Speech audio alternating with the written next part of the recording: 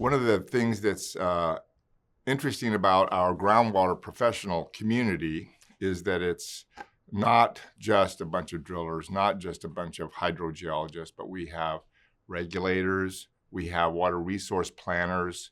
Occasionally we interact with surface water hydrologists. So just like the hydrologic cycle has many aspects, so too does our professionals. So an important aspect of it is that they can communicate well interactively with one another.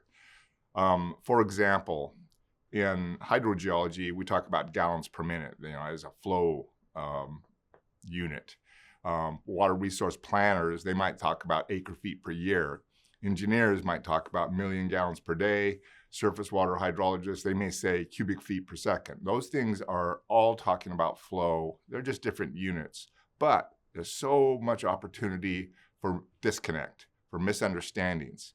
And if we do great work and we don't communicate well interactively with one another, then that'll be a big problem. As it is today, in my observation, the communication is pretty good. And so, that's credit to us. But I think we can't take our eye off the ball there. We have to stay vigilant. And as more things come up, for example, PFAS it wasn't a thing 10 years ago, 5 years ago. And all of a sudden, we're all very concerned about that. We're looking at parts per billion, sometimes parts per trillion.